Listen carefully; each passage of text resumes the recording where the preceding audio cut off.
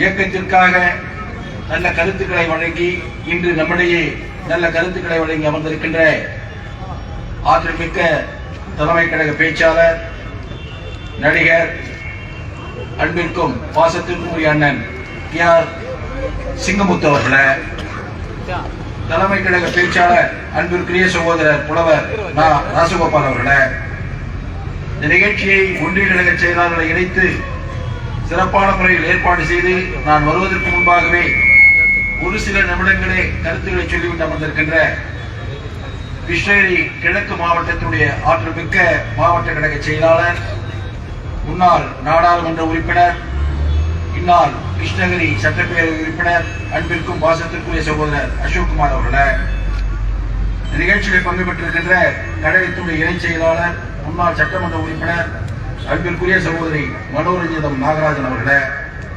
நிகழ்ச்சியில் பங்கு பெற்றிருக்கின்ற முன்னாள் சட்டமன்ற உறுப்பினர், முன்னாள் மாவட்ட கழக செயலாளர், எம்ஜிஆர் மன்றத்தினுடைய இணைச் செயலாளர், அன்பிற்குரிய சகோதரர் வழக்கறிஞர் முனிவேந்திரப்பன் அவர்களே, இந்த நிகழ்ச்சியில் பங்கு பெற்றிருக்கின்ற எம்ஜிஆர் மன்றத்தினுடைய மாவட்ட செயலாளர், அன்பிற்குரிய சகோதரர் தென்னரசு அவர்களே, இந்த நிகழ்ச்சியில் பங்கு பெற்றிருக்கின்ற மாண்புமிகு அம்மா பேரவையினுடைய மாவட்ட செயலாளர், அன்பு தம்பி ARC தங்கமுத்து அவர்களே,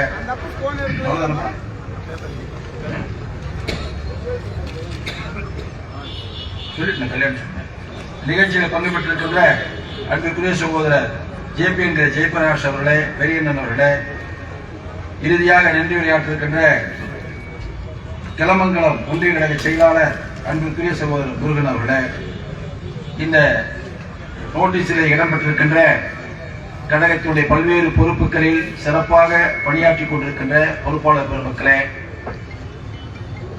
இந்த நிகழ்ச்சியில் பங்கு பெற்றிருக்கின்ற கழகத்தினுடைய பல்வேறு அமைப்புகளில் பணியாற்றி கழகத்தை கட்டிக்காத்து வளர்த்து கொண்டிருக்கின்ற கழக அடலேர்களே, போற்றுதலுக்குரிய பெரியோர்களே, தாய்மார்களே, நண்பர்களே, அத்தனை பேருக்கும் என்னுடைய அன்பு கலந்த வணக்கத்தினை குறித்தாக்கிக் கொள்கின்றேன். இன்று அனைத்து இந்திய அண்ணா திராவிட முன்னேற்ற கழகத்தில் 29 ஆண்டு காலமாக பொதுச் செயலாளர் பொறுப்பேற்று 16 ஆண்டு காலம் தமிழகத்தினுடைய முதலமைச்சராக பொறுப்பேற்று தமிழகம் அனைத்து துறைகளிலும் முதன்மை மாநிலமாக விளங்கக்கூடிய நல்ல திட்டங்களை வகுத்து செயல்படுத்தி ஏழை எளிய மக்கள் மகிழ்ச்சியோடு வாழக்கூடிய ஒரு மாநிலமாக உருவாக்கி மறைந்த இதய டாக்டர் புரட்சி தலைவி அம்மாவுடைய 76வது பிறந்த நாள் விழா. அரசியல் வரலாற்றில் பல்வேறு நிலைகளில் பல்வேறு கட்சியைச் சேர்ந்த தலைவர்கள் ஆட்சி பொறுப்பிற்கு வருவார்கள், ஆட்சியில் அமர்ந்து ஆட்சியும் செய்வார்கள். ஒரு காலகட்டத்திற்கு மேல் அந்த இயக்கத்தைச் சேர்ந்தவர்களும் மறந்து விடுவார்கள், மக்களும் மறந்து விடுவார்கள். ஆனால் இந்திய துணைக்கண்டத்தில் தென்னகத்தில் அரசியல் வரலாற்றில் மட்டுமல்ல ஆட்சி வரலாற்றிலும் எடுத்துக்கொள்வோம் என்று சொன்னால் இன்று வரை மக்கள் மத்தியிலே போற்றக்கூடிய தலைவராக தந்தை பெரியார்.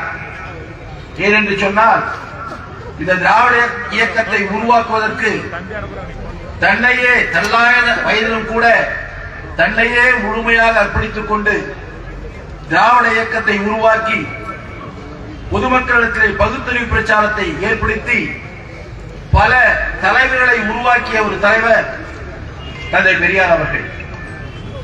அதைத் தொடர்ந்து தந்தை பெரியாருடைய தொண்டராக மாணவராக பயணித்த பேரறிஞர் அண்ணா அவர்கள்.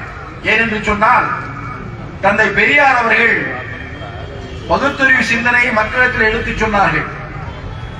அவருடைய சீடராக மாணவராக இருந்த பேரறிஞர் அண்ணா அவர்கள் தந்தை பெரியார் அவர்கள் எடுத்து வைத்த அந்த கொள்கைகளை, அந்த பகுத்தறிவு சிந்தனைகளை சட்டமாக உருவாக்கினால்தான் அதை மக்களிடத்தில் எடுத்துச் செல்ல முடியும் என்று உணர்ந்த பேரறிஞர் அண்ணா அவர்கள் அரசியல் கட்சியை துவக்கி மக்களிடத்திலே சென்று மக்கள் பிரதிநிதியாக வந்து ஆட்சி அமைக்க வேண்டும் என்ற முடிவோடு திராவிட முன்னேற்ற கழகத்தை உருவாக்கினார்கள்.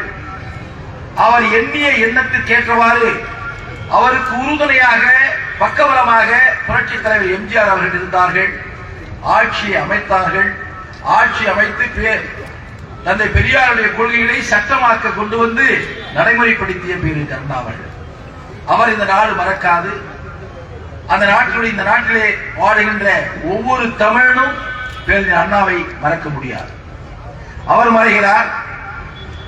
அவர் மறைவுக்கு பின்பாக இந்த இயக்கத்தை அண்ணாவுடைய கொள்கைகளை கட்டிக்காக்க ஒரு தீய சக்தியை வெளியேற்றி பேரறிஞர் அண்ணாவுடைய திருநாமத்தை உள்ளடக்கி அண்ணா திராவிட முன்னேற்ற கழகம் என்ற இயக்கத்தை புரட்சித் தலைவர் எம்ஜிஆர் அவர்கள் உருவாக்குகிறார்கள். அதற்கு முன்பாக ஒரு வரலாறை சொல்லுகிறேன். புரட்சித் தலைவர் எம்ஜிஆர் அவர்கள் அண்ணா இடத்திலே பணியாற்றுகின்ற பொழுது அண்ணா இந்த கட்சியை உருவாக்கியவர். பேரறிஞர் அண்ணா அவர்கள் மதுரை பக்கம் செல்லுகிறார். செல்லுகின்ற பொழுது அவர் காரிலே திமுக கொடி பறந்து கொண்டிருக்கிறது. எதற்காக காரில் நிறுத்துகிறார். வயலிலே வேலை செய்தவர்கள் ஓடி வந்து பார்க்கிறார்கள். பார்க்கின்ற பொழுது வயலிலே வேலை செய்து வந்து பார்த்தவர்கள் கொடியை பார்க்கிறார்கள். கொடியை பார்த்து அண்ணாவை கேட்கிறார்கள். என்ன என்று சொன்னால், நீங்கள் என்ன எம்ஜிஆர் கட்சியா? அந்த வயல்வேலையிலே சென்று வந்து பார்த்தவர்கள் திமுக கொடியை பார்த்து வேறு அண்ணாவிடத்திலே கேட்கிறார்கள், நீங்கள் என்ன எம்ஜிஆர் கட்சியா என்று கேட்கிறார் என்று சொன்னால், இந்த இயக்கத்தை உருவாக்கியவர் பேரறிஞர் அண்ணா. ஆனால் இந்த இயக்கத்தை, கொடியை, கொள்கையை தன்னுடைய திரைப்பட வாயிலாக மக்களிடத்தில் எடுத்து சேர்ந்தவர் புரட்சித் தலைவர் எம்ஜிஆர். அதனால்தான் இந்த எம்ஜிஆர் கட்சியை சேர்ந்தவர் நீங்களா என்று கேட்கிறார்கள். அப்படி அண்ணா தெரியாத பட்சத்திலேயே இந்த இயக்கத்திற்கு தலைவர் எம்ஜிஆர் நினைத்துக் கொண்டிருந்தவர்கள் மத்தியில் இந்த தீய சக்தி ஆட்சியிலிருந்து புரட்சித் தலைவர் எம்ஜிஆரை வெளியேற்றிய பின்பு அண்ணாவுடைய திருநாமத்தை உள்ளடக்கி அண்ணா திராவிட முன்னேற்ற கழகம் என்ற இயக்கத்தை உருவாக்கி தேர்தல் நிற்கிறார். அவர் உயிரோடு இருக்கின்ற வரையில் தமிழ்நாடு மக்கள் இந்த தமிழகத்திற்கு தலைவன் என்று ஒருவர் இருந்தால் அது நீங்கள் ஒருவர் தான், யாரும் இல்லை என்று சொல்லி 3 முறை வாக்களித்து முதலமைச்சர் பொறுப்பை வைத்தார். 10 ஆண்டு காலம் ஒப்பாறு மிக்காரம் இல்லாத ஒரு தலைவராக, ஏழை எளிய மக்களுடைய இயந்தராக அவர் ஆட்சி செய்தார். அவர் மறைகிறார். அவர் மறைந்த பின்பு பல சோதனைகள். ஏனென்று சொன்னால், புரட்சித் தலைவி அம்மா அவருடைய பிறந்த நாளிலே அவர் இந்த இயக்கத்திற்காக தன்னை எப்படி அர்ப்பணித்துக் கொண்டார் என்பதை நினைவு கூறுவது எங்களுடைய கடமை என்று நான் கருதுகிறேன். புரட்சித் தலைவர் மறைகிறார். புரட்சித் தலைவர் மறைந்த பின்பு இந்த இயக்கத்தை யார் வழிநடத்துவது என்று கேள்வி வருகின்ற பொழுது புரட்சித் தலைவரோடு நீண்ட காலமாக பயணம் செய்தவர் R M Veerappan. R M Veerappan புரட்சித் தலைவி அம்மாவை பிடிக்கார். அவர் ஒரு கணக்கு போடுகிறார். ஆட்சியில் இருக்கிறோம் அப்பொழுது புரட்சித் தலைவர் எம்ஜிஆருடைய துணைவியார் ஜானகி அம்மையாரை அழைக்கிறார். நீங்கள் முதலமைச்சர் பொறுப்பேற்க வேண்டும் என்று கூறுகிறார். அப்படி முதலமைச்சர் பொறுப்பேற்க வேண்டும் கூறுவதற்கு காரணம், புரட்சித் தலைவி அம்மா அவர்கள் இந்த கட்சியையும் ஆட்சியும் கைப்பற்றிவிடக் கூடாது என்பதற்காக ஆர் எம் வீரப்பன் அவர்கள் ஜானகி அம்மையாரை முதலமைச்சராக்குகிறார். ஆனால் நாட்டிலே இருக்கின்ற கட்சி தொண்டர்கள் ஜானகி அம்மையாரை தலைவராக ஏற்றுக்கொள்ளவில்லை. புரட்சித் தலைவர் எம்ஜிஆருடைய துணைவியாக இருந்தாலும் கூட புரட்சித் தலைவர் எம்ஜிஆர் அடையாளம் காட்டிவிட்டு சென்றவர் புரட்சித் தலைவி அம்மா அவர்கள். எனவே இந்த இயக்கத்திற்கு தலைவர் அவராகத்தான் வர வேண்டும் என்று கூறுகிறார்கள். அப்பொழுது கட்சி பிளவுபடுகிறது. பிளவுபட்டு ஒரு பகுதியில் சட்டமன்ற உறுப்பினர் புரட்சித் தலைவி அம்மா அவர்கள் தலைமையேற்கிறார்கள். ஆர் எம் வீரப்பனுடைய தலைமையில் இருக்கின்ற ஒரு கூட்டம் ஜானகி அம்மையாரை முதலமைச்சராக்குகிறது. இடையே நம்பிக்கையில்லா தீர்மானம் வருகிறது. ஆட்சி கவிழ்கிறது. மீண்டும் தேர்தல் வருகிறது. தேர்தல் வந்த பொழுது இரண்டாம் முறை இந்த கட்சி தேர்தலை சந்திக்கிறது. அப்படி தேர்தலை சந்திக்கின்ற பொழுது ஜானகி அம்மையார் ஒரு பக்கம், புரட்சித் தலைவி அம்மா மறுபக்கம். எங்களுக்கு ஒதுக்கியுள்ள சின்னம் சேவல், அவர்களுக்கு ஒதுக்கியுள்ள சின்னம் இரட்டைப்புறா. தேர்தல் வருகிறது. நாம் வெற்றி பெறுகிறோம், அவர்கள் டெபாசிட் எடுக்கிறார்கள். இதை உணர்ந்த ஜானகி அம்மையார் புரட்சித் தலைவர் எம்ஜிஆர் உருவாக்கிய இந்த இயக்கம் பாழ்பட்டு விடக்கூடாது, தான் கணவர் உருவாக்கிய இந்த இயக்கத்தை காப்பாற்ற வேண்டும். உண்மையாக தொண்டர்களிடத்திலே செல்வாக்குள்ள தலைவராக ஜெயலலிதா அம்மையார் இருக்கிறார்கள். எனவே இந்த இயக்கத்தை அவரிடத்தில் ஒப்படைக்க வேண்டும் என்று அவர் வந்து புரட்சித் தலைவி அம்மா அவர்களை அழைத்து, நீ இந்த கட்சிக்கு தலைமையேற்றுக்கொள், நான் ஒதுங்கிக் கொள்கிறேன் என்று சொல்லி ஜானகி அம்மையார் ஒதுங்குகிறார்கள். புரட்சித் தலைவி அம்மா அவர் கழகத்துடைய பொதுச்செயலாளர் பொறுப்பேற்கிறார்கள். பிளவுபட்ட இயக்கம் ஒன்று சேருகிறது. வரலாறுகளை பார்ப்பேன் என்று சொன்னால், காங்கிரஸ் உடைந்தது. இரண்டாக உடைந்த பின்பு மீண்டும் அந்த சின்னத்தை காங்கிரசால் பெற முடியவில்லை. கம்யூனிஸ்டுகள் உடைந்தது. உடைந்த பின்பு அந்த சின்னத்தை மீண்டும் அந்த கம்யூனிஸ்டுகள் பெற முடியவில்லை. ஆனால் அண்ணா திராவிட முன்னேற்ற கழகம் உடைந்த அந்த இயக்கத்தை இணைத்து மீண்டும் புரட்சி தலைவர் எம்ஜிஆரால் உருவாக்கப்பட்ட இரட்டை சின்னத்தை கொண்டு வந்தவர் புரட்சி தலைவி அம்மா அவர்கள். அவருக்கு நாம் இங்கே விழா எடுத்துக் கொண்டிருக்கிறோம். திராவிட இயக்கத்துடைய பரிணாம வளர்ச்சியில் 50 ஆண்டு காலம் தமிழகத்தில் திராவிட இயக்கம் ஆட்சி நடந்து கொண்டிருக்கிறது என்று சொன்னால் அதற்கு முதல் காரணம் பேரறிஞர் அண்ணா, இரண்டாவது காரணம் புரட்சி தலைவர் எம்ஜிஆர், மூன்றாவது காரணம் புரட்சி தலைவி அம்மா அவர்கள். ஒரு தேசிய கட்சி இந்திய துணைக்கண்டத்தில் ஆட்சியிலிருந்து வெளியேற்றப்பட்டு மீண்டும் ஆட்சிக்கு வராமல் இன்று வரை மாநில கட்சி ஆட்சி செய்கின்ற ஒரு மாநிலம் இருக்கிறது என்று சொன்னால் அது தமிழ்நாடு மட்டும்தான் என்பதை பெருமையாக சொல்ல கடமைப்பட்டிருக்கிறேன். அப்படிப்பட்ட ஒரு சூழ்நிலையை உருவாக்கி கொடுத்த புரட்சி தலைவி அம்மாவுடைய பிறந்த நாளை நாம் கொண்டாடி கொண்டிருக்கிறோம். இவ்வளவு சிறப்புமிக்க தலைவர் 16 ஆண்டு காலம் இந்த தமிழகத்தில் என்னென்ன திட்டங்களை கொண்டு வந்தார். புரட்சி தலைவர் எம்ஜிஆர் அவர்கள் 10 ஆண்டு காலம் இருந்த பொழுது உன்னத திட்டமான சத்துணவு திட்டத்தை கொண்டு வந்தார்கள். அதே போல தண்ணீர் திட்டத்தை கொண்டு வந்தார்கள். ஒரு கிராமம் இல்லாமல் சாலை வசதிகளை புரட்சி தலைவர் எம்ஜிஆர் ஏற்படுத்தி கொடுத்தார்கள். நீங்க அப்படிலாம் பாத்தீங்கன்னா கிராமத்தில் பெண்கள் குடிக்கிறதுக்கு தண்ணி போனா கிணத்துக்கு போயிட்டு இருக்கணும். முத புரட்சி தலைவர் எம்ஜிஆர் ஆட்சிக்கு வந்து பின்புதான் நிலத்தடியில் இருக்கிற நீரை பம்பு மூலமா போர்வெல் போட்டு தண்ணி எடுத்து டேங்க் கட்டி டேப் திருப்பணா தண்ணி வரக்கூடிய ஒரு திட்டத்தை இந்தியாவிலேயே முதல் முறையாக கொண்டு வந்தவர் புரட்சி தலைவர் எம்ஜிஆர். இப்படி ஒவ்வொரு திட்டமா வளர்ச்சிக்கு கொண்டு வந்தவர் புரட்சி தலைவர் எம்ஜிஆர். அதோடு மட்டுமல்ல, புரட்சி தலைவர் எம்ஜிஆர் அவர்கள் ஆட்சி பொறுப்பில் இருந்த பொழுது கிராமத்திலே குடிசையிலே இருக்கின்ற மின் விளக்குகள் பார்த்தா ஒரு விளக்கு போடணும், அதுக்கு கரண்ட் பில் கட்டணும். அவங்க சிரமப்படுறாங்க.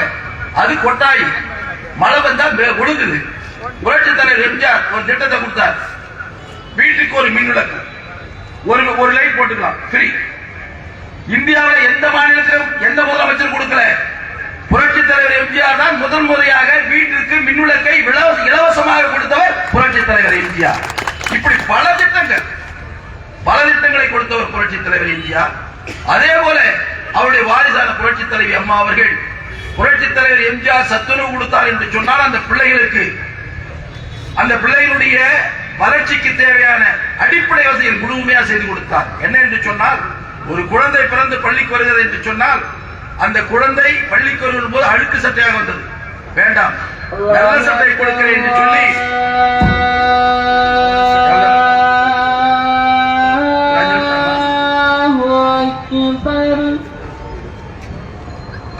الله أكبر الله أكبر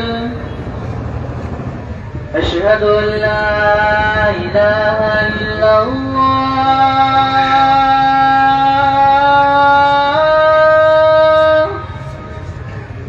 أشهد أن لا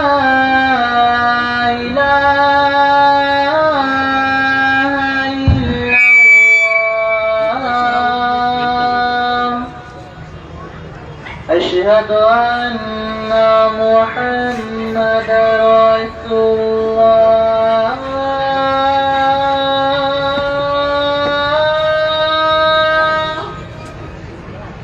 أشهد أن محمد رسول الله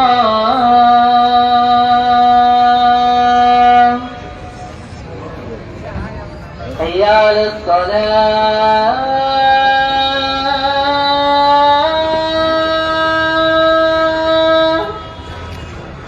حي على الصلاة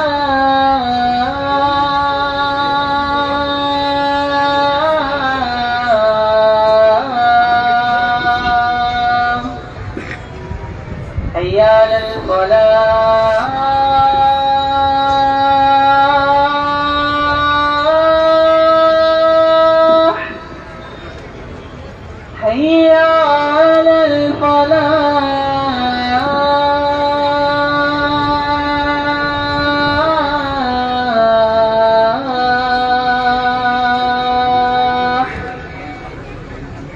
الله أكبر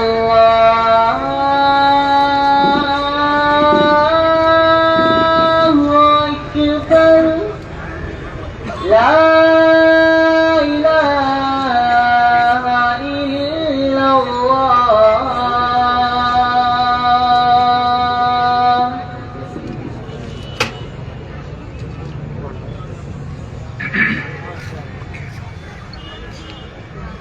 புரட்சித் தலைவி அம்மா அவர்கள் அந்த லட்சக்கணக்கான குழந்தைகள் பள்ளிக்கு வர வேண்டும், அப்படி வருகின்ற பொழுது தூய உடையை போட்டு வர வேண்டும் என்பதற்காக வருடத்திற்கு ஒரு குழந்தைக்கு 4 செட்டு ட்ரெஸ் கொடுத்தாங்க. தமிழ்நாடுல தான் புரட்சித் தலைவி அம்மா அவர்கள் இந்த மாணவர்களுக்கு இது கொடுத்தது. அடுத்ததாக அந்த மாணவ செல்வங்கள் படிப்பதற்குரிய புத்தகங்கள் வேண்டும், நோட்டு வேண்டும். ஏழை விவசாய குடும்பத்திலே, ஏழை தொழிலாளி குடும்பத்திலே அது வாங்கி கொடுக்க முடியாத ஒரு சூழ்நிலை வந்த பொழுது புரட்சித் தலைவி அம்மா அவர்கள் இந்திய துணைக்கண்டத்திலே அந்த குழந்தைகளுக்கு, லட்சக்கணக்கான குழந்தைகளுக்கு இலவசமாக புத்தகத்தை கொடுத்தார்கள், நோட்டை கொடுத்தார்கள், பேனா கொடுத்தார்கள், பென்சில் கொடுத்தார்கள். இப்படி 8வது படிச்சு 9வது போனா சைக்கிள் கொடுத்தாங்க, 10வது 16வது போனா லேப்டாப் கொடுத்தாங்க. இதையெல்லாம் கொடுப்பதற்கு காரணம் ஏழ்மை நிலையிலே இருக்கின்ற அந்த குடும்பத்தில் பிறந்த குழந்தைகள் கல்வி கற்றால், கல்வி கற்று அந்த பிள்ளைகள் உயர்நிலைக்கு வருகின்ற பொழுது வருங்காலத்தில் அந்த குடும்பம் பட்டினி இல்லாமல் வசதியோடு வாழக்கூடிய கல்வி செல்வத்தை புரட்சித் தலைவி அம்மா அவர்கள் கொடுத்தார்கள். இன்னைக்கு ஆட்சியில் இருக்கிறார் திரு ஸ்டாலின். நான் கேட்கிறேன், அவருடைய தந்தையாக இருந்தாலும் சரி, அவராக இருந்தாலும் சரி, இது போன்ற திட்டங்களை நீங்கள் எத்தனை கொடுத்திருக்கிறீர்கள்? உங்கள் தந்தை ஒரு 15 வருஷம் இருந்தார், இப்ப நீங்க ஆட்சிக்கு வந்து ஒரு 3 வருஷம் வந்திருக்கு. நாங்க சொல்றோம், புரட்சித் தலைவர் எம்ஜிஆர், புரட்சித் தலைவி அம்மா, எடப்பாடியார், நாங்க தொடர் நடவடிக்கையாக புரட்சித் தலைவர் எம்ஜிஆர் சத்துணவு திட்டத்தை கொண்டு வந்தார், 82 கொண்டு வந்தார். இன்னைக்கு நடந்துட்டு இருக்கு. அது கிட்டத்தட்ட இப்போ 100 கோடி ரூபாய் முதல்ல அந்த திட்டத்துக்கு ஒதுக்கினார் புரட்சித் தலைவர் எம்ஜிஆர். இன்னைக்கு எவ்வளவு தெரியுமா? 2600 கோடி ரூபாய். அந்த சத்துணவு திட்டத்துக்கு ஆண்டு பட்ஜெட்ல ஒதுக்கக்கூடிய நிதி 2600 கோடி ரூபாய். அதே போல புரட்சித் தலைவி அம்மா அவர்கள் இந்த குழந்தைகளுக்கு தேவையான வசதிகளை ஏற்படுத்தி கொடுத்தாங்க. அதுக்கு ஒதுக்கக்கூடிய நிதி 4000 கோடி ரூபாய். அதோட நிக்கல, இது நடைமுறையில் இருக்கிறது. அதே போல புரட்சித் தலைவி அம்மா அவர்கள் ரொம்ப சோதனை வந்த பொழுது நம்முடைய மக்கள் பட்டினியோடு இருக்கக்கூடாது என்பதற்காக 20 கிலோ அரிசியை விலையில்லாமல் கொடுத்தார்கள். அதுக்கு இன்னைக்கு 2500 கோடி ரூபாய் வருஷ பட்ஜெட்ல நாம் ஒதுக்குறோம். இப்படி பார்த்தா ஒவ்வொன்றா சொல்லிட்டே போலாம். இது எல்லாம் மக்கள் பலனடையக்கூடிய திட்டங்கள். இப்படி பலனடையக்கூடிய திட்டங்களை திரு கருணாநிதி எத்தனை செய்திருக்கிறார்? செஞ்சார். கண்ணொளி வழங்கு திட்டம், பிச்சைக்காரர் மறுவாழ்வு திட்டம். இது எத்தனை பேர் வருவாங்க பிச்சை? அது அவருக்கு நம்ம சிங்கமுத்து சொன்னதான் நல்லா சொல்லுவாங்க, சொல்ல தெரியாது. நான் அவரு அந்த சிலேடை பாணியில சொல்லும் போது அது நல்லா இருக்கு கேட்கறது. பிச்சைக்காரர் மறுவாழ்வு திட்டம் எங்க நடக்குது? கருணாநிதி கொண்டு வந்த திட்டம், கண்ணொளி வழங்கு திட்டம். இன்னைக்கு ரோட்டரி கிளப்பே செஞ்சுட்டு போறான், நீ செய்ய வேண்டியதில்லை. ஆனா லட்சக்கணக்கான குழந்தைகளுக்கு உணவு போன திட்டம் தனிப்பட்ட முறையில் பண்ண முடியாது, அரசுதான் பண்ண முடியும். புரட்சித் தலைவர் எம்ஜிஆர் கொண்டு வந்தார். படிக்கிற குழந்தைகளுக்கு உலகத்தில் இருக்கிற அறிவு தெரிஞ்சுக்கணும், உயர்கல்விக்கு போனதுக்காக புரட்சித் தலைவி அம்மா அவர்கள் லேப்டாப் கொடுத்தாங்க. அது ஒரு லேப்டாப் 15000 ரூபாய். 54 லட்சம் பிள்ளைகளுக்கு லேப்டாப் கொடுத்திருக்காங்க. ஒருத்தருக்கு 2 பேருக்கு இல்ல, 54 லட்சம் மாணவர்களுக்கு கொடுத்திருக்காங்க. அதை நிறுத்திட்டேன். அதே மாதிரி கிராமப்புறங்களில் வாழ்ந்து கொண்டிருக்கின்ற ஏழை எளிய தாய்மார்களுடைய பிள்ளைகள், பெண் பிள்ளைகள் 4 பேர் 3 பேர் பண்ணாங்கன்னா ஒரு பெண்ணுக்கு கல்யாணம் ஆகும், மீதி 3 பேர் பண்ண முடியாது. இதை அறிந்த புரட்சித் தலைவி அம்மா என்ன பண்ணாங்க? தாலிக்கு தங்கம் என்ற திட்டத்தை கொடுத்தாங்க. அது என்ன? 25000 ரூபாய் 4 கிராம். 2016 தேர்தலில் அந்த 4 கிராம் 8 கிராமோ 50,000 கொடுத்தாங்க. அது நிறுத்திட்டேன். எவ்வளவு உன்னதமான திட்டம். அதே மாதிரி கிராமப்புறங்களில் வேலைக்கு செல்கின்ற பெண்கள், அந்த வேலைக்கு சென்ற பெண்கள் குறித்த நேரம் போடுறதுக்காக ஸ்கூட்டி வாங்குறதுக்கு 20,000 ரூபாய் மானியம் கொடுத்தாங்க புரட்சித் தலைவி அம்மா. அதை நிறுத்திட்டேன். அதே மாதிரி கிராமத்திலே ரொம்ப வசதி இல்லாத தனிமையில் இருக்கிற அந்த பெண்மணிகளுக்கு வாழ்வாதாரமாக கோழி வளர்க்கறது, வருஷத்துக்கு கோழி கொடுத்தாங்க, ஆடு கொடுத்தாங்க, மாடு கொடுத்தாங்க. அது கொடுக்கும் போது யார கூட கிண்டல் கூட பண்ணாங்க. ஆனா ஒரு வருஷம் கழிச்சு சொல்லும் போது தான் வந்துச்சு, பத்திரிகையாளன் போய் பாக்குறான், ஆடு கொடுத்த அந்த அம்மா கிட்ட போய் கேட்கிறான். அந்த அம்மா சொல்றா, எனக்கு 3 ஆடு கொடுத்தாங்க, இன்னைக்கு 10 ஆடு ஆகி போச்சுங்க. 10 ஆடு ஆகி போச்சு, 2 ஆடு வித்துட்டேன், 4000 வித்துட்டேன், 8000 ரூபாய் வந்துருச்சுங்க. எப்படி 3 ஆடு கொடுத்தது ஒரு வருஷத்துக்குள்ள 9 ஆடு ஆகி போச்சு, 2 ஆடு வித்துருக்கா. அப்படின்னா இனப்பெருக்கம் பண்ணி அவளுக்கு பொருளாதாரத்தை உருவாக்கி கொடுத்தவர் புரட்சி தலைவி அம்மா. அதே மாதிரிதான் கோழி, அதே மாதிரிதான் மாடு, எல்லாத்தையும் நிறுத்திட்டார் ஸ்டாலின். சரி நிறுத்திட்ட, நீ என்ன பண்ண? நீ ஏதாவது திட்டத்தை கொண்டு வந்திருக்கணும் இல்லையா? 520 வாக்குறுதிகளை கொடுத்த. அந்த 520 வாக்குறுதிகளை எதையாவது ஒழுங்கா நிறைவேற்றினியா? இப்ப கூட கர்நாடகாவில் வாக்குறுதி கொடுத்தாங்க காங்கிரஸ்கார. என்ன கொடுத்தா? நாங்க வந்தா பஸ் ஃப்ரீயா கொடுக்கணும்னு சொன்னான், நாங்க வந்தா 2000 ரூபாய் கொடுக்கணும்னு சொன்னான். ஜெயிச்சு வந்து உட்காந்துன்னு அடுத்த கையெழுத்து அதான் போட்டாங்க. பஸ் ஃப்ரீயா விட்டுட்டான், 2000 ரூபாய் கொடுத்துட்டான். நீ என்ன சொன்ன? 520 வாக்குறுதிகள் கொடுத்துட்டு நாங்க ஆட்சிக்கு வந்தா உரிமை தொகை 1000 ரூபாய் கொடுக்கணும்னு சொன்னேன். எல்லாருக்கும், தமிழ்நாட்டில் இருக்கிற எல்லா குடும்ப தலைவிக்கும் கொடுக்கணும்னு சொன்னேன். உங்களுடைய தேர்தல் அறிக்கை அதான் இருக்கு. 3 வருஷம் ஆச்சு, நீ கொடுக்கல, இப்பதான் கொடுக்குற, ஏமாத்துற. அதே மாதிரி எங்க புரட்சி தலைவி அம்மா அவர்கள் 2012 ஆட்சிக்கு வரும்போது என்ன பண்ணாங்க? இந்த ஏழை தாய்மார்கள், கூலி வேலைக்கு போற பொம்பளைங்க, விவசாய வேலைக்கு போற பொம்பளைங்க கஷ்டப்பட்டு வீட்டுக்கு வரும்போது அங்க வந்து சிரமப்படக்கூடாதுக்காக புரட்சி தலைவி அம்மா அவர்கள் அந்த பெண்மணிகளுக்கு ஏதுவாக வசதியாக மிக்சி கொடுத்தாங்க, கிரைண்டர் கொடுத்தாங்க, ஃபேன் கொடுத்தாங்க. ஏதாவது அரைக்கணும்னா மிக்சியில் அரைச்சிக்கோ, மாடல் ஆட்டினா கிரைண்டர் வச்சுக்கோ, கஷ்டப்படாத. ரொம்ப அடுப்பா வரையா, ஃபேனை தட்டு, காத்து கொஞ்ச நேரம் வாங்கு. எந்த முதலமைச்சர் செஞ்சாங்க? அதே மாதிரிதான் அந்த 11ல வருஷத்துக்கு 60,000 வீடுகள், 5 வருஷத்துக்கு 3 லட்சம் வீடுகள் கட்டி கொடுத்துருந்தாங்க. ஒவ்வொரு வருஷமும் 60,000 வீடுக்கு 1500 கோடி ரூபாய் ஒதுக்குனாங்க. 1500 கோடி ரூபாய் ஒதுக்கி 5 வருஷத்துக்கு 3 லட்சம் வீடு கட்டி கொடுத்தாங்க. நீ 3 வருஷம் முடிஞ்சிருச்சு, 3 வருஷம் முடிஞ்சது எல்லாம் விமர்சனம் பண்ணும் போது இப்போ ஒரு அனௌன்ஸ் பண்ணிருக்கிற 1 லட்சம் வீடு கட்டி கொடுக்கணும்னு சொல்றேன். மக்களை ஏன் ஏமாத்துறீங்க? 3 வருஷம் கழிச்சு அடுத்த எலெக்ஷன் வருது, பார்லிமெண்ட் எலெக்ஷன் வருது, அடுத்த எம்எல்ஏ எலெக்ஷன் வருது. மக்களை ஏமாற்றக்கூடிய தலைவராக திரு கருணாநிதி ஸ்டாலின் இருந்து கொண்டிருக்கிறார்கள். மக்களை நேசிக்கக்கூடிய தலைவர் புரட்சி தலைவர் எம்ஜிஆர், புரட்சி தலைவி அம்மா எடப்பாடி பழனிசாமி. திரு எடப்பாடி, நம்முடைய பொதுச்செயலர் எடப்பாடியார் அவர்கள் முதலமைச்சர் 4 வருஷம் தான் இருந்தார்.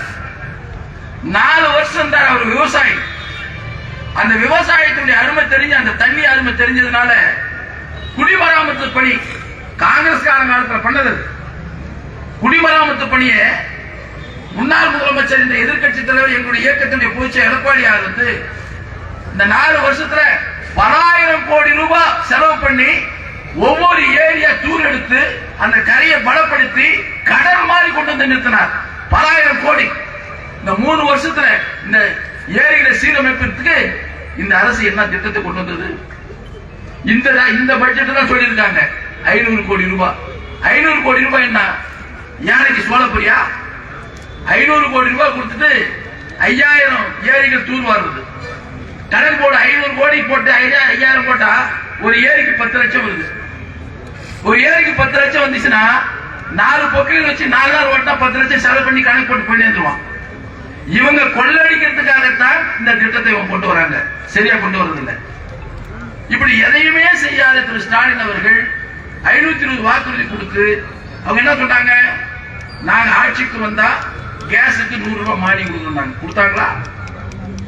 கரண்ட் விலை ஏற்றதுலன்னாங்க, இப்ப ஏற்றிட்டாங்கல்ல. 2 மாசத்துக்கு போடுற அந்த பில்லை நம்முடைய தலைமையில பேச்சாளர் சொன்னார். 2 மாசத்துக்கு போடுறத 1 மாசத்துக்கு போடுறாங்க. போடல. எங்க அம்மா வந்து ஆட்சி பொறுப்பேற்கும் போது கரண்ட்டுக்கு 100 யூனிட்டுக்கு ஒவ்வொரு குடும்பத்திற்கும் இலவசமா கரண்ட் கொடுத்தவர் புரட்சி தலைவி அம்மா. இன்னைக்கு அதை ஏமாத்திருக்காங்க. இப்படி ஒவ்வொன்னா ஏமாத்திருக்கிற ஒரு ஏமாற்று கட்சிக்கு தான் ஆட்சி இருக்குது. திரு ஸ்டாலின் அவர்கள் ஆட்சி கொடுத்ததுக்கு முன்னாடி இங்க சாமலப்பள்ளியில வந்து பென்ஷன் வாங்கினார். பென்ஷன் வாங்கி பாக்ஸ் வச்சார். நான் வந்தத உடனே இந்த மனுக்கு முழுசும் நிறைவேற்றுறேன்னு சொன்னார். இந்த மனுகள் எத்தனை நிறைவேற்றணும்? எத்தனை பேருக்கு நிறைவேற்ற முடிஞ்சது? ஏமாத்துறாரு. மறுபடியும் பார்லிமெண்ட் எலெக்ஷனுக்கு வருது, மறுபடியும் அதே சொல்லி ஏமாத்த போறாரு. எப்படின்னா, இப்போ மறுபடியும் ஒரு வீடா திண்ணை பிரசாதம் பண்ண சொல்லியிருக்காங்க.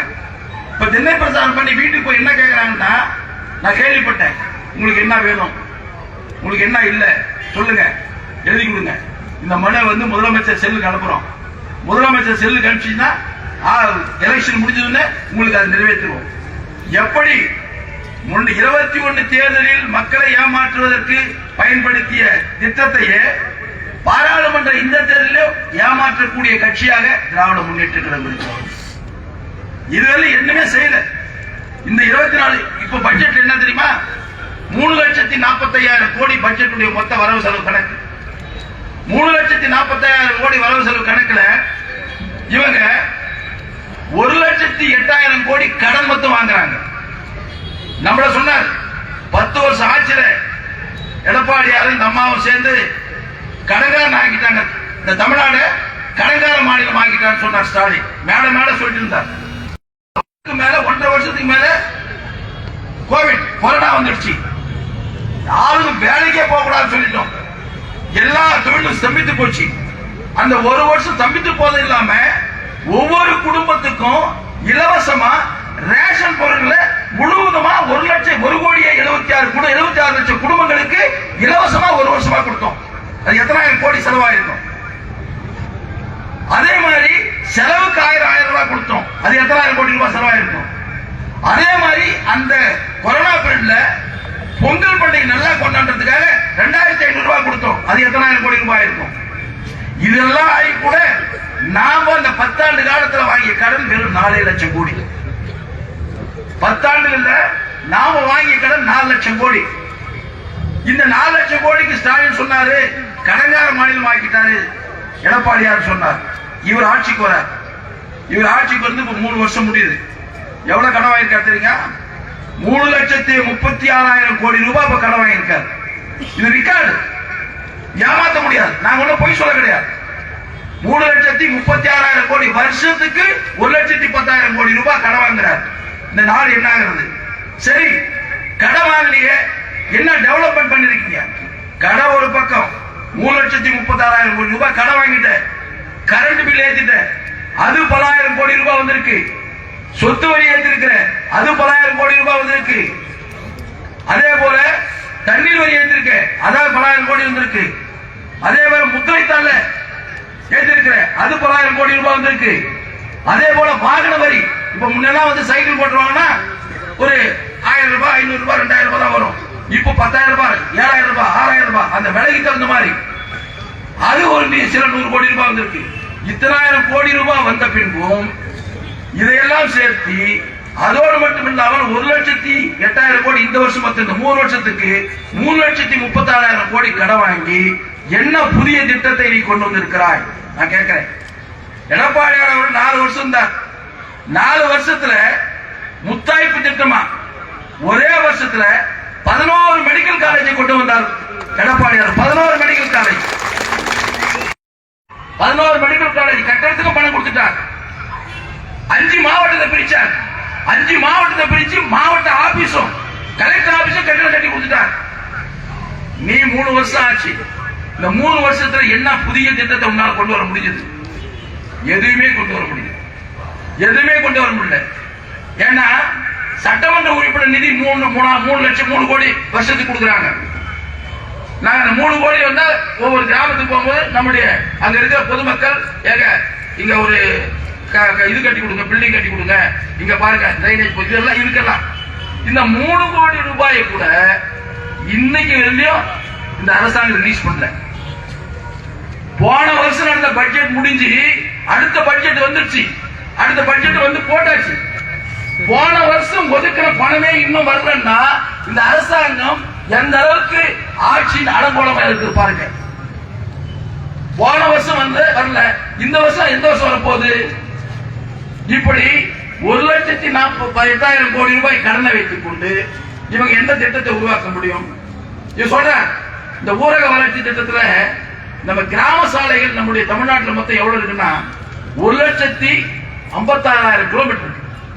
தமிழ்நாடு முழுசும் நம்ம விளையாட்டு கிராமத்துல ரோடு போதில்ல, யூனியன் ரோடு, அது கிராம சாலைகள் சொல்லுவாங்க. அந்த கிராம சாலைகள் தமிழ்நாடு முழுசும் பார்த்தா 1,54,000 கிலோமீட்டர் வருது. 1,54,000 கிலோமீட்டருக்கு நீ அந்த ரோட சீர் பண்ணணும்னா வருஷத்துக்கு எவ்வளவு ஒதுக்கணும்? எவ்வளவு ஒதுக்கா தெரியுமா? 1000 கோடி. 1000 கோடி ஒதுக்கி எத்தனாயிரம் கிலோமீட்டர் போட முடியும்? 2000 கிலோமீட்டர் போடுறாரு. 2000 கிலோமீட்டர் போனா மீதி 1,52,000 கிலோமீட்டர்ல கிட்டத்தட்ட ஒரு 50,000 கிலோமீட்டர் ரொம்ப டேமேஜ் ஆயிருக்கும். அது எப்ப போடுறது? இதுதான் இந்த ஆட்சியாளருடைய அலங்கோலம். இந்த ஆட்சியாளருடைய அலங்கோலத்துக்கு காரணம் என்னன்னா, ஒரே குடும்பம் இந்த ஆட்சியை வழிநடத்துகிறது. எந்த மந்திரிக்கு அதிகாரம் கிடையாது, எந்த மந்திரிக்கு அதிகாரம் கிடையாது. பாருங்க, இப்போ அவங்க ஆட்சிக்கு வந்த பின்னாடி வெளிநாட்டில் நடக்கும். ஆனா தமிழ்நாட்டில் அந்த கட்சி திராவிட முன்னேற்ற கழகத்துல ஒரு பொறுப்புல இருக்கிறவர் மிகப்பெரிய அளவு 2000 கோடி ரூபாய் பெருமானம் உள்ள போதைப் பொருளை கடத்தி 2-3 வருஷமா செஞ்சிட்டு இருக்கான். ஜாபர் சாதிக்கின்ற ஒரு ஆள். அவ யாருன்னா திமுகவுல அயலக பிரிவு மாவட்ட செயலாளர், திராவிட முன்னேற்ற கழகத்துல அயலக பிரிவு மாவட்ட செயலாளர். அவர் சினிமா படமே எடுக்கிறாரு. சினிமா படத்தை எடுக்கிறதுக்கு உதயநிதி ஸ்டாலின் தான் கிளப்பு தட்டுறாரு. அவர் கிளப்பு எடுத்தாருன்னா அவருக்கு தெரியும் என்ன கொடுமை. பாருங்க, இவங்க ஆட்சியாளர்கள் போதைப் பொருள் விற்கிறவனோட கூட்டு வச்சிருக்காங்கன்னா இந்த ஆட்சியாளர்கள் எந்த அளவுக்கு மோசமான ஆள்களாக இருப்பாங்க பாருங்க. இன்னைக்கு உலக அளவுல இந்த இந்த நெட்வொர்க்கை பிடிச்சிருக்கா. இந்த போது யார் சொல்றாங்கன்னா, ஆஸ்திரேலியாவில இருந்து சொல்றான், இந்தியா எம்பசிக்கு இந்தியன் கவர்மெண்ட் சொல்றான் இந்தியாவிலிருந்து தான் போதைப் பொருள் வருது. சுவிட்சர்லாந்து சொல்றான் இங்கிருந்து தான் போதைப் பொருள் வருது, இந்தியாவிலிருந்து தான் வருது. நீங்க பாருங்க, நீங்க பாருங்கன்னு சொல்லிட்டு பின்னாடி இந்தியன் கவர்மெண்ட் 4 மாசமா தேடுறான். 4 மாசமா வாட்ச் பண்ண பின்னாடி டெல்லியில பிடிக்கிறான் ஒரு குடோன்ல. அந்த டெல்லியில பிடிக்கிற போதைப் பொருள் 50 கிலோ. 3 பேர் 3 பசங்க அதை பேக்கப் பண்ணுகிறாங்க.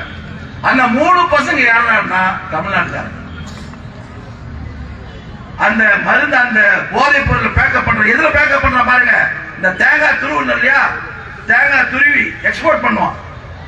எக்ஸ்போர்ட் பண்ற அந்த தேங்காய் துருவல்ல இந்த போதை மருந்தை வச்சு அவன் பேக் பண்ணி அனுப்புறான். அதே மாதிரி இந்த மீன்கள் எக்ஸ்போர்ட் பண்ணுவான். அந்த மீன்ல வச்சு இந்த போதை மருந்து அனுப்புறான். இந்த போதை மருந்து அனுப்புறதுக்கு அங்க வேலை செஞ்சவன் தமிழ்நாட்டுக்காரன். அவனை பிடிச்சு கேட்டா இதனுடைய மூளை, இதனுடைய முதலாளி யாருன்னா ஜாபர் சாதி. இந்த ஜாபர் சாதிக்கு யாருன்னா திமுகவுல ஒரு மாவட்ட செயலாளர். இந்த திமுக மாவட்ட செயலாளர் கட்சியுடைய தலைவர் ஸ்டாலின் பக்கம் 2 போட்டோ எடுக்கிறாரு, உதயநிதி பக்கம் போட்டோ எடுக்கிறாரு, சேகர் பாபு பக்கம் 2 போட்டோ எடுக்கிறாரு.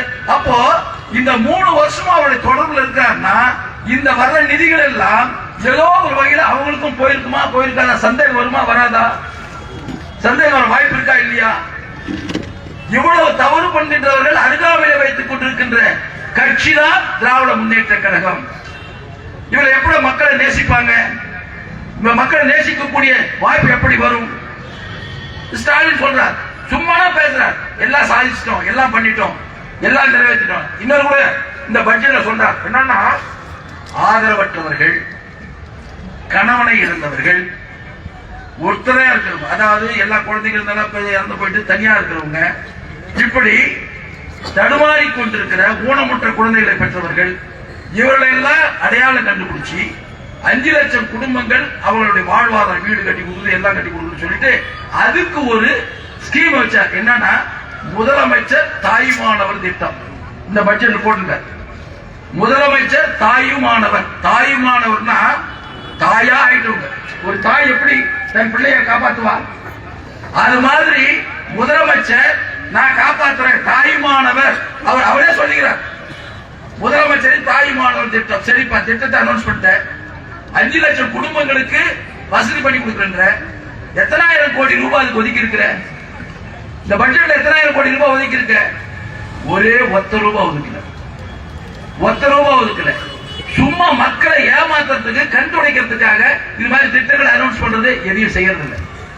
நாங்க நம்முடைய எடப்பாடியார் அவர்கள் கிராமப்புறங்களில் இருக்கிற அந்த இப்போ நமக்கு அங்கே பிஎஸ் சென்டர் இருக்கு, பிஎஸ் சென்டர் இருந்தாலும் ஒரு மருத்துவமனை கொண்டு வரணுன்றதுக்காக தமிழ்நாடு முழுசும் 2000 ஹாஸ்பிட்டல் கொண்டு வந்தார்.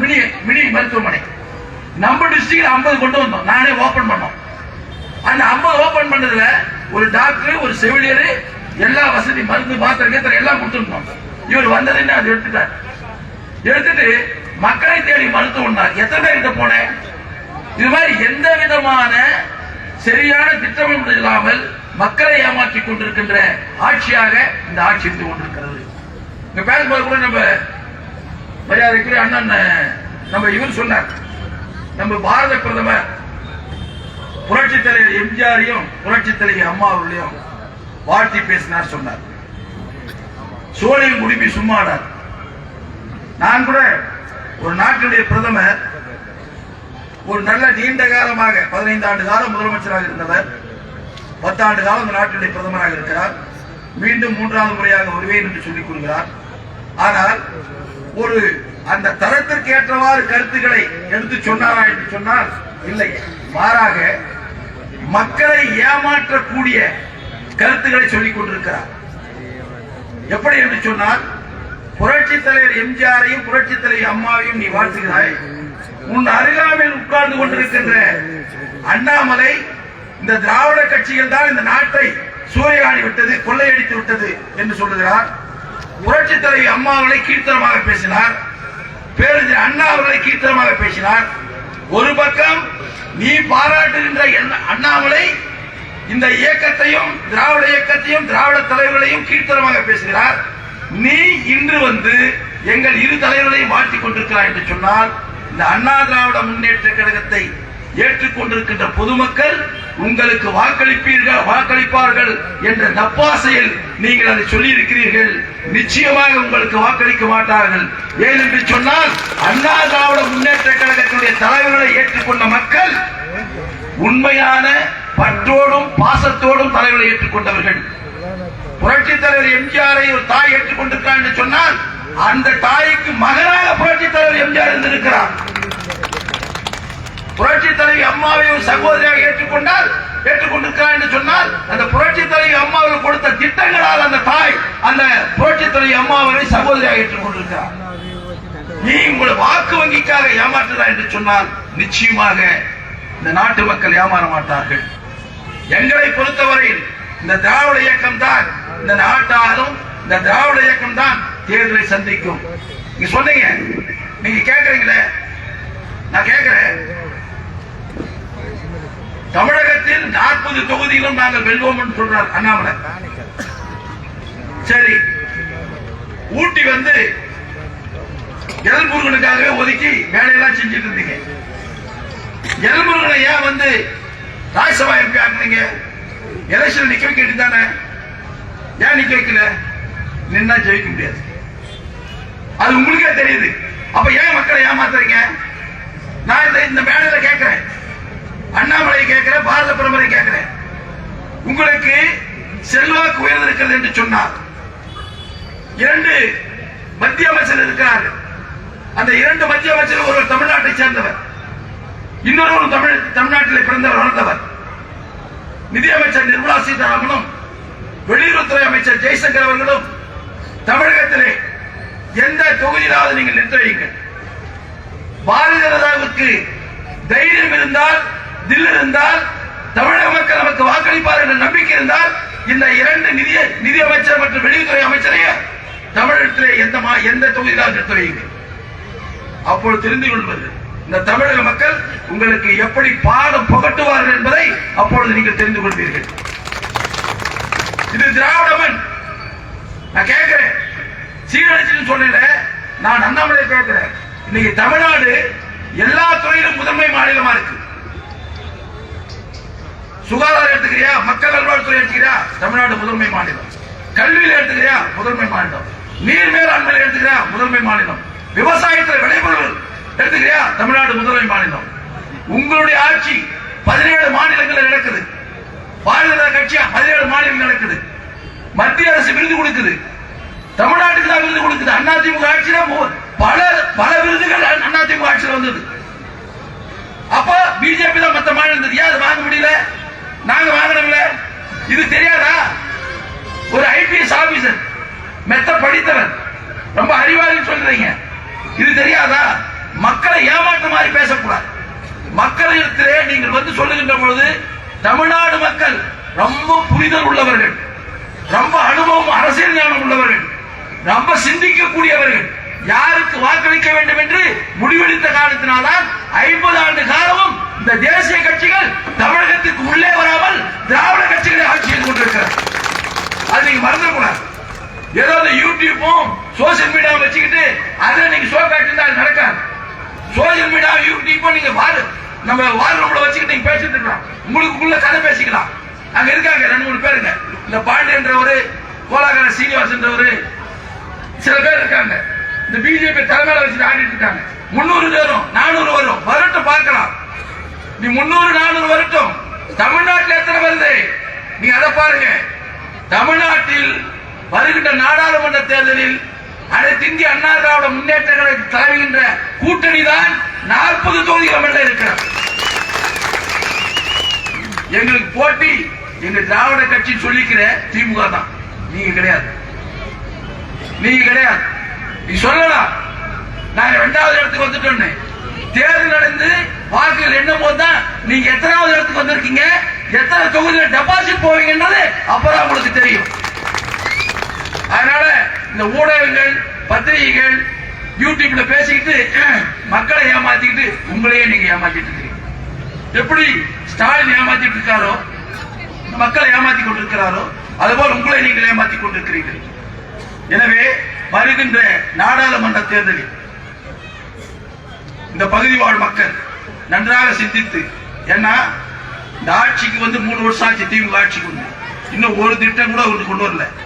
நாம இந்த பஸ் ஸ்டாண்ட் நாம தான் கொண்டு வந்தோம், தாலுகா ஆபீஸ் நாம தான் கொண்டு வந்தோம். இந்த இந்த இந்த இடத்துக்கு எடுத்துங்க, தாலுகா ஆபீஸ் நாம தான் கொண்டு வந்தோம். இந்த பேருந்து நிலையத்தை நாம தான் கொண்டு வந்தோம். இந்த மாவட்டத்தை பிரிச்சது நாம தான். தருமபுரி மாவட்டத்திலிருந்து கிருஷ்ணகிரி மாவட்டத்தை பிரித்து புரட்சி தலைவி அம்மா தான். இங்க மெடிக்கல் காலேஜ் கொண்டு வந்தது நாம தான். என்ஜினியரிங் காலேஜ் கொண்டு வந்தது அம்மா தான். அதே மாதிரி ஆர்ட்ஸ் காலேஜ் நிறைய வந்திருக்கு. ஒரு குழந்தைகள் படிக்கணும்னா அவங்களுக்கு உள்கட்டமைப்பு வசதி வேணும், கல்வி வசதி வேணும். அந்த கல்வி வசதி சுதந்திரம் அடைந்து தருமபுரி மாவட்டத்தில் 2 காலேஜ் இருந்தது. ஒன்னு கிருஷ்ணகிரி, ஒன்னு தருமபுரி, ஒன்றுபட்ட மாவட்டத்தில். ஆனா புரட்சி தலைவி அம்மா வந்த பின்னாடி கல்வி இந்த குழந்தைகள் படிக்கணுன்றதுக்காக பருவூர்ல இன்ஜினியரிங் காலேஜ் கொடுத்தாங்க, கிருஷ்ணகிரியில் ஆர்ட்ஸ் காலேஜ் கொடுத்தாங்க, பருவூர்ல ஆர்ட்ஸ் காலேஜ் கொடுத்தாங்க, அதே மாதிரி பாலிடெக்னிக் காலேஜ் கொடுத்தாங்க, ஒசூர்ல ஆர்ட்ஸ் காலேஜ் கொடுத்தாங்க, ஊத்தங்கல்ல பாலிடெக்னிக் காலேஜ் கொடுத்தாங்க, கிளம்பங்கத்துல பாலிடெக்னிக் காலேஜ் கொடுத்தாங்க. எத்தனை காலேஜ் கொடுத்தாங்க? மெடிக்கல் காலேஜ் எடப்பாடியார் கொடுத்தாங்க. இதுக்கு என்ன காரணம்? பின்தங்கிய இந்த மாவட்டம், பின்தங்கிய மாவட்டத்தில் உள்ள குழந்தைகள் நன்றாக படிக்க வேண்டும் என்பதற்காக இவ்வளவு கல்விக்கூடங்களை உருவாக்கிய கட்சி ஆட்சி அனைத்து இந்திய அண்ணா திராவிட முன்னேற்ற கழகம். திமுக ஆட்சி கருணாநிதி முதலமைச்சராக்கும் போது இவருக்கு போது எத்தனை காலேஜுக்கு கொண்டு வந்தீங்க? இந்த குழந்தைகள் படிக்கிறதுக்கு எத்தனை காலேஜ் கொண்டு வந்தீங்க? எத்தனை திட்டங்களை கொண்டு வந்தீங்க? ஒண்ணு இல்ல. இந்த மலர் இங்க நம்ம கம்ப்ளீட்டா ஒசூர் பகுதியில் முழுசும் நம்ம பாலி ஹவுஸ்ல ஜெர்பரா, இந்த ரோஸ் எல்லாம் உற்பத்தி பண்றாங்க. அது ஒழுங்கான மார்க்கெட் இல்ல. நாங்க போய் அன்றைய முதலமைச்சர் எடப்பாடி சொன்னோம், இது மாதிரி சர்வதேச ஏல மையம் ஒண்ணு வச்சா நிச்சயமா இன்டர்நேஷனல் லெவலுக்கு ஒரு மார்க்கெட் வரும், ஹெல்ப் பண்ணுங்க. உடனே அதிகாரிகளை கூப்பிட்டு 21 கோடி ரூபாய் அனௌன்ஸ் பண்ணார். 21 கோடி ரூபாய் அனௌன்ஸ் பண்ணி ஒசூர்ல அந்த சர்வதேச ஏல மையத்தை கட்டி முடிச்சார். கவர்மெண்ட்டுக்கு கட்டி முடிச்சார். அதுக்குள்ள எலெக்ஷன் வந்துருச்சு, திமுக வந்தது. திமுக வந்து இன்னைக்கு 3 வருஷம் ஆச்சு. அந்த ஏல மையத்தை ஒழுங்கா நடத்த முடியல. இங்க இருக்கிற ஒன்றிய செயலாளர் அருமை தம்பி பாபு வெங்கடாஜன் தான் அதுக்கு முன்னணி செஞ்சார். அதை ஒழுங்கா செய்ய முடியல. 21 கோடி ரூபாய் மதிப்புள்ள அந்த ஏல மையம் முடங்கி போயிருக்கு. ஆயிரக்கணக்கான மலர் சாகுபடி விவசாயிகள் செய்ய முடியல. அதே இன்னொன்னு, இந்த மலர் சாகுபடி செய்யறவங்களுக்கு கரண்ட் பில்லு கட்டிருந்தாங்க, விவசாயத்துக்கு இலவசமான மின்சாரம். ஆனா பாதி அவசர போட்டவங்களுக்கு பில்லு கொடுக்கணும். அது கமர்ஷியல் ஆயிடுச்சு.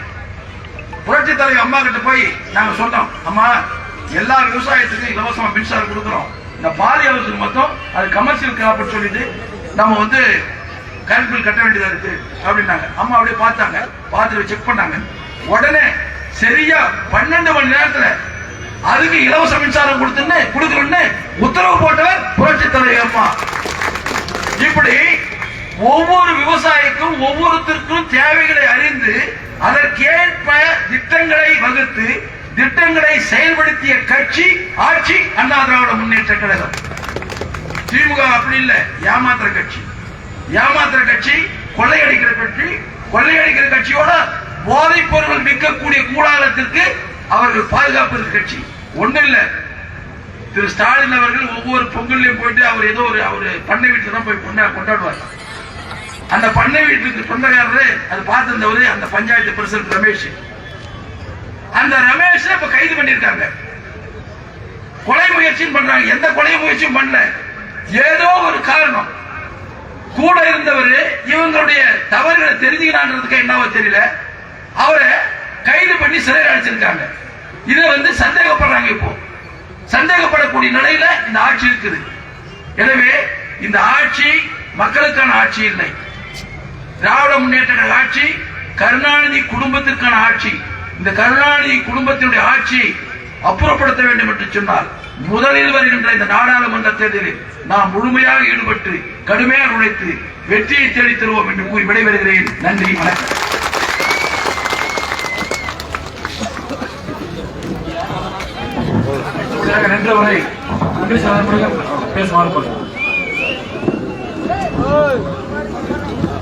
கழகத்தின் பொதுச் செயலாளர் ஆணைக்கிணங்க இங்கு நடைபெற்ற அம்மா அவர்கள் பிறந்தநாள் பொதுக்கூட்டத்திற்கு மாண்புமிகு